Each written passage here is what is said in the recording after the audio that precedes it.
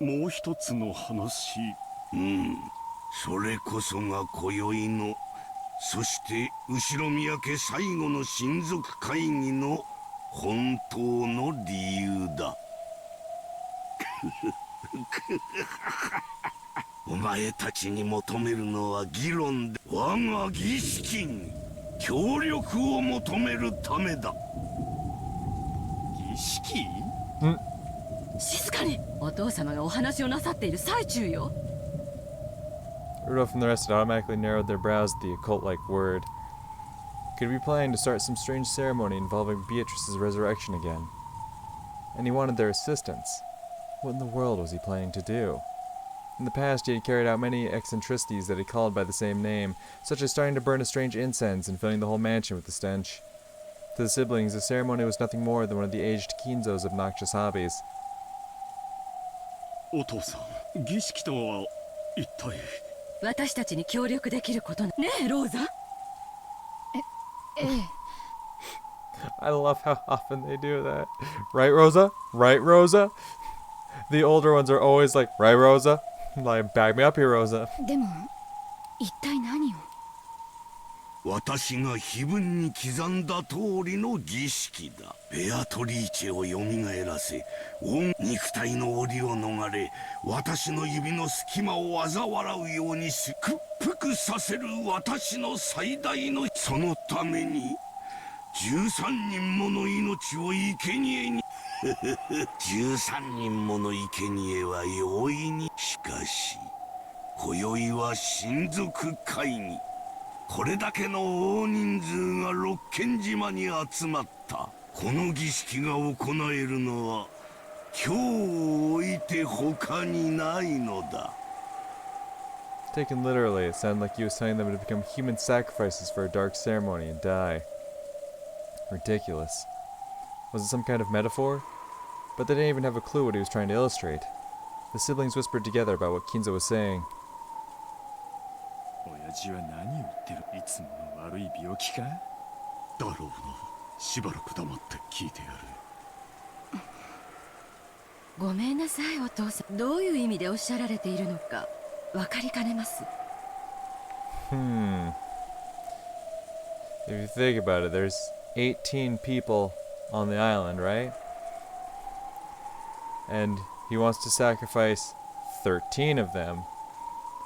And if he wants to individually test the grandchildren, if you think about it, the 4 grandchildren plus Kinzo makes 5.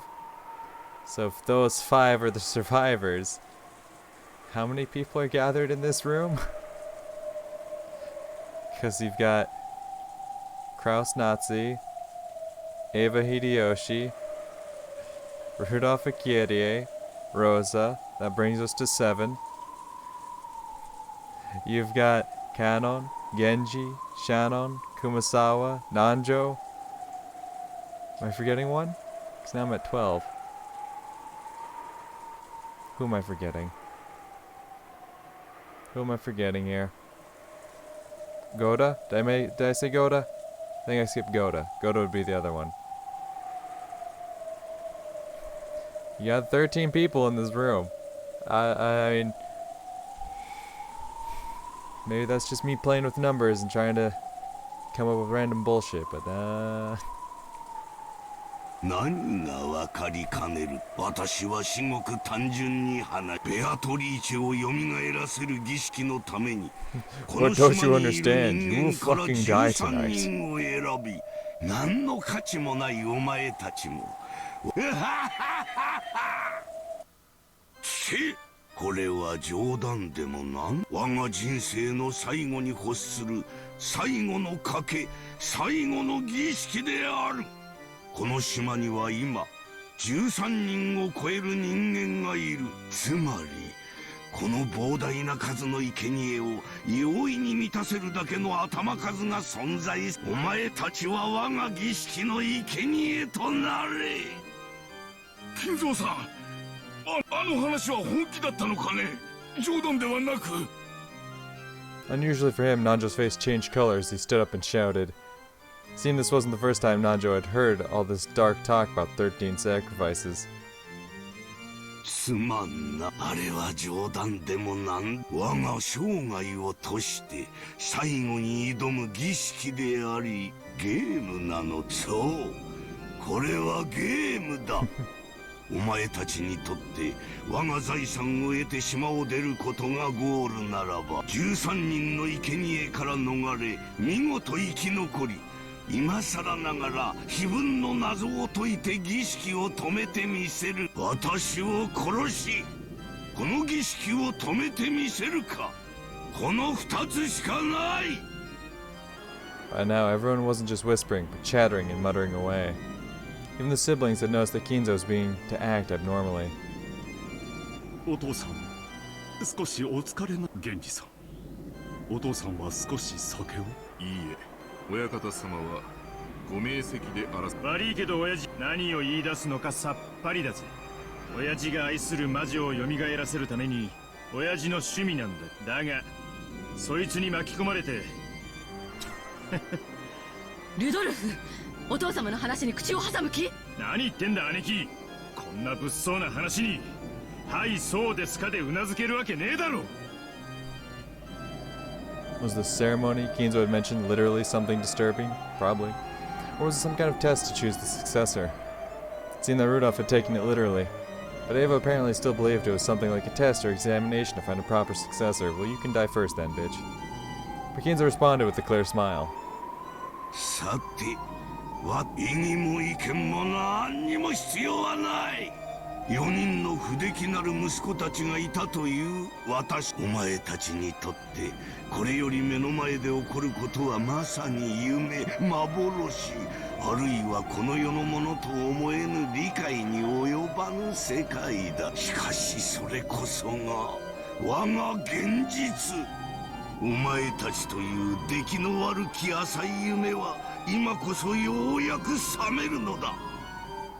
さあ、もうゲームは始まっているぞ。これだけいては誰から命を奪えばいいものやら。さらばだ、出来の悪き息子たちよ。そして生涯でただ一度、そして最後にいでよ、ペンドラゴンの記念兵たちよ。 Oh. Oh. When Kinzo raised his arms high like an opera singer and yelled as though towards a packed audience, the air shattered like glass and the outlines of 3 people who supposedly hadn't been invited to this island appeared. Well, we know 2 of them. ここにシエスタ410ここにシエスタ00ここにであります。 Ooh. I like eye patch ladies. How you doing? 3 girls with strange forms suddenly appeared behind Kinzo. Where from? When? Who? Who were they? The humans were thrown off balance and their minds went blank, because they spent all that time thinking they lost their chance to survive. お前たちには6人の射殺を許可する。標的は自由だ。攻撃開始。自由射撃了解であります。良き標的に感謝。かっこ自由射撃開始。西一番乗りだね。シャッハ When 410 scratched the air with her finger, a golden bow appeared in empty space, and she pulled its string. The golden arrow that had been readied there was fired off without any hesitation, flew around the room, leaving haphazard golden curves everywhere, and chose Nazi from among those sitting at the table of the family conference, pulverizing the left half of her face. No! Nazi, not my girl!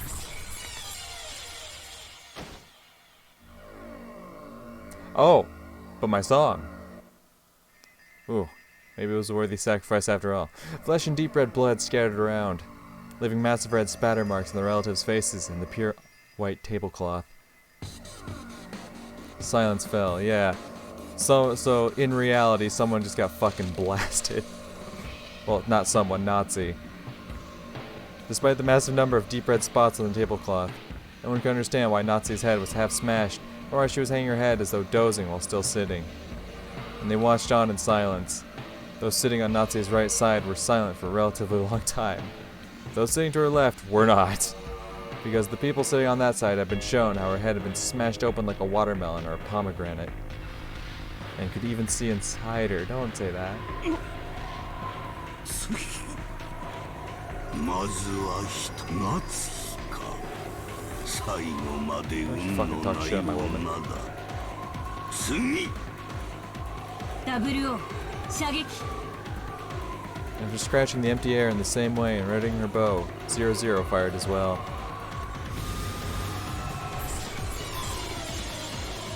After it flew around a high speeds like the golden arrow 410 had released, drawing a convoluted curve in the same manner. It smashed half of Rudolph's head in the same way as he looked at Nazi in shock, killing him instantly. This time, everyone managed to avoid freezing up mentally. They realized that a fearsome murder had started playing out right in front of them, just as Kinzo had said. And they realized that Kinzo would probably kill even more.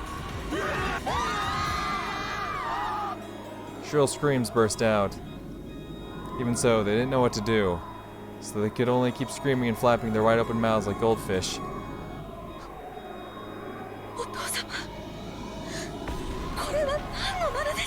He's committing murder.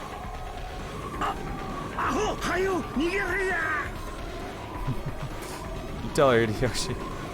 As Eva asked Kinzo that in total shock, Hideyoshi, who had come to his senses faster than anyone else, had risen to his feet, pulled at her arm from behind.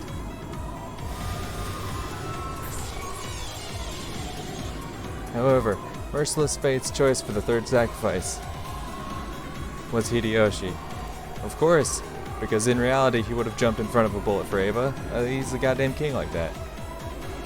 Just like the two before him, half of Hideyoshi's head was neatly smashed. And the right side of his head, which had happened to be facing that direction at the time, had been blown away with its contents exposed like a watermelon or a pomegranate. So still holding Eva, Hideyoshi slumped backwards and fell down. Still held by her beloved husband, Eva fell over backwards with him.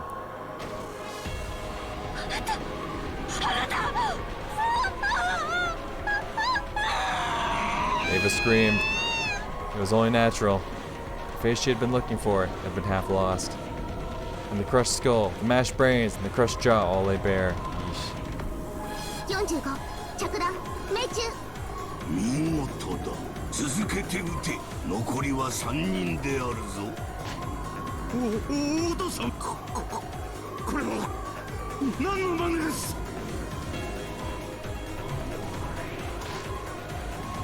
When Kraus stood up and forcefully and was about to rush Kinzo, 00 blocked him. With her slender-looking body, she held back Kraus with just the palm of her right hand. He still tried to resist and attack Kinzo, so 00 lifted Kraus by the nape of the neck and twisted into his Adam's apple with her thumb. Ooh. It didn't be very painful, and Kraus was overcome with agony.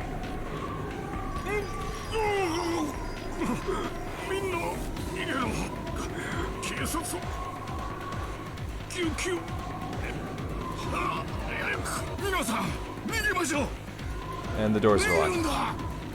Nanjo's sharp words finally dissolved the spell that had been holding them down in their chairs. When Goda and Kumasawa tried to escape from the dining hall first, 410 moved in an instant and appeared there, blocking the way.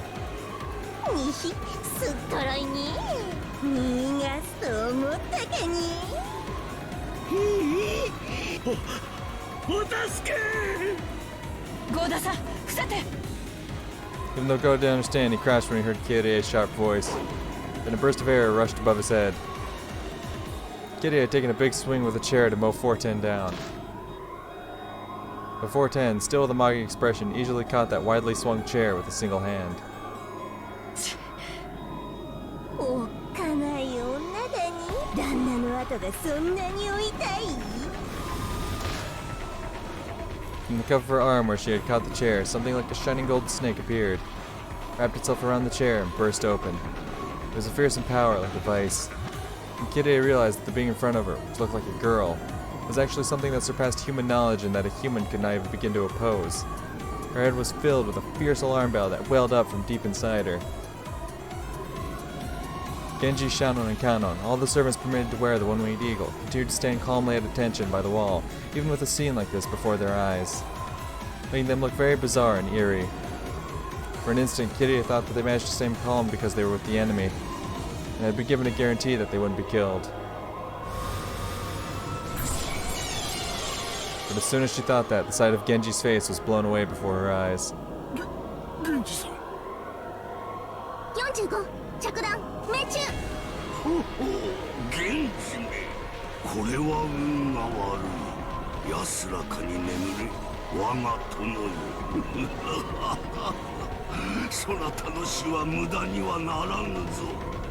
我が愛しき魔女復活の重要なる13の鍵の一つとなるのだから。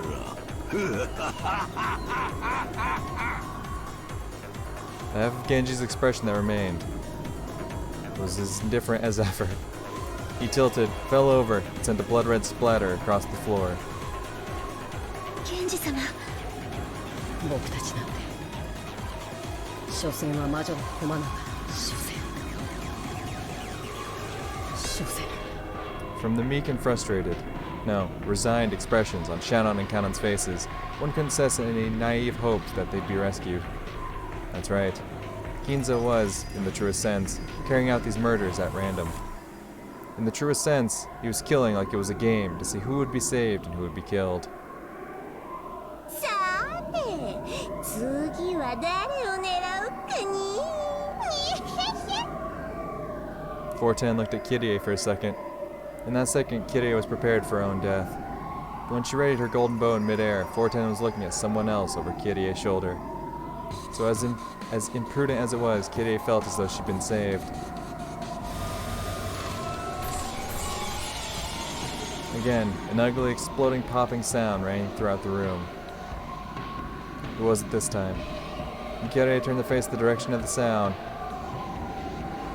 she saw blood gushing like a fountain and Ava lying on her husband's chest. Of course, her face had been half smashed just like her husband's. 410 had mercilessly targeted Ava as she clung to her husband's corpse, sobbing. 兄さんを離して、兄さんを離しなさい。もうやめてお父様。こんな残酷なことはもうやめて。逃げろ王様。Rose's objection didn't reach Kinzo as he continued to laugh loudly in the blood-spattered dining hall. And she wasn't able to lessen Karasu's pain at being lifted up by the nape of the neck by 00. So Rosa had no choice but to use force. She lifted up a chair beside her and gave a warning. 兄さんを離すように。こんなことをやめて。できぬ。それを望むならば、お前の自らの運命は自らの手で切り開け。常に誰かの背に隠れ、怯えてきたお前に宿る人生最後の国旗を見せてみよう。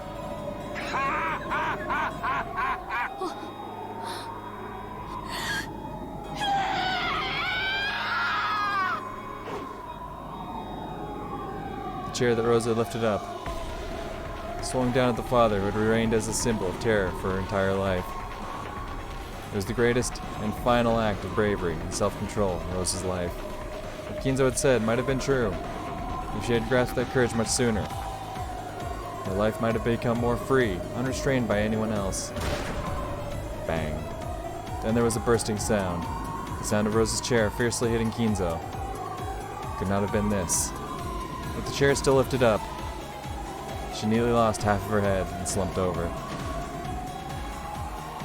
Still holding Tarasu up with one hand, 00 had stuck her other hand out towards Rosa. The golden snake released from that arm had constricted Rosa in a helix and had smashed into her head. 防衛射撃、資金弾の無礼をお詫びするであります。構わん。これで6人であるか。はい、ゴールドスミス卿、これで6人であります。 When she indifferently communicated that, 00 let go of Kraus, whom she had been lifting up this whole time. 第一の番の生贄はエヴァにルドルフにローザ、夏日、秀吉、そして源氏であるか。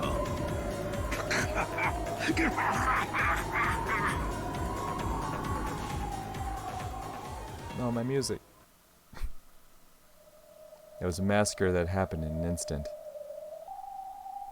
The interior of the dining hall had been dirtied by blood splatter. and the 6 unlucky victims lay with their heads brutally exposed. In a way that was fitting for that abnormal space, Kinzo's abnormal laugh alone echoed out. That fucking face. いよいよに幕を開けたぞ。ベアトリーチェを蘇らせる儀式の始まりだ。運よく第一の番を逃れた者たちに我が友人たちを紹介しようではないか。いでよ、我が友よ、ロノウェイ。Oh. When Kinzo called Ronove's name, the demon butler showed himself in midair, bowing respectfully. 皆様方、はじめまして。そしてご無沙汰の皆様におかれましてはごきげんよう。これはまた派手に散らかされましたよ。Hold up. So this Kinzo can summon Beatrice's furniture somehow. Huh. いよいよ我が白昼夢のごとき日々を覚ますにはこの程度の刺激が必要だ。紹介しよう。我が友人であり頼れる執事であり72柱の大悪魔であるロノウェだ。以後お見知りおき。 So who is he making the introduction to? Karasu and Kirie, who were still down on their backsides, and Nanjo, Goda, and Kumasawa could only look up at this middle-aged gentleman they didn't know in shock. Only Shannon and Kanon seemed to recognize him, and they bowed deeply. 現時には挨拶が叶いませんでした。せめて苦痛なく役目を終えられたなら良いのですが。頭部直撃弾にて即死でした。普通を味わう暇もありません。そうですか、結構です。続けて友を紹介しよ Yeah, う。 who is it? いでよ、 Yeah, 我 okay. が友 Should have figured. アルギリア。 Once again, a silhouette of someone the relatives didn't know appeared from empty space. She appeared in her fine dress while making an elegant greeting. 召喚を感謝します、親方様。許されるならばこのような血生臭き場に呼び出されたくはありませんでした。 Yeah, well, tough shit.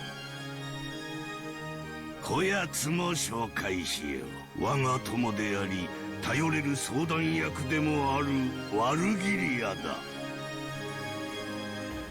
偉大なる有限の魔女であるお前の力を我が儀式に借りたい。その力を貸せ。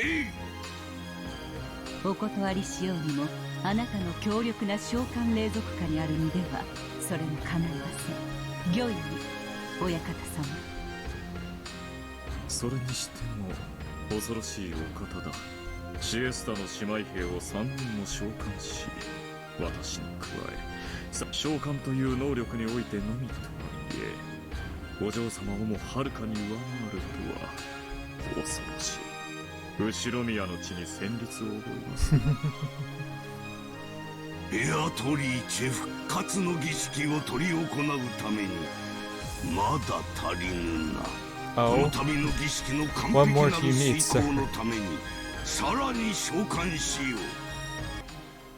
ペンドラゴンの記念兵にロの上にワルギリア。まだ呼べるぞ。我が魔力ならまだまだ呼べる。 okay. 我が Or 召 are 喚 we に just gonna double the 応え cast よ。 size? Like, normally there's 18 people on the island, we're just gonna double it, huh?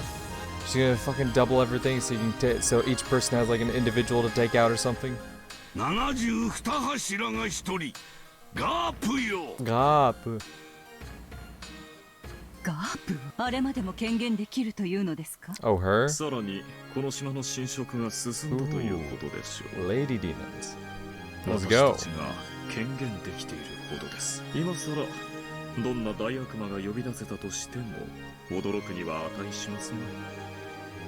もはやロッキン島は完全に異世界に飲み込まれているということですか。彼が屈服しないと良いのですが。前回たっぷり入れ知恵をなされたでしょう。この程度では今さら屈服します。おそらさて、私たちはこの舞台を楽しもうではありませんか。今回の主人公はどうやら親方様のようだ。お嬢様とは一味違った脚本に期待しましょう。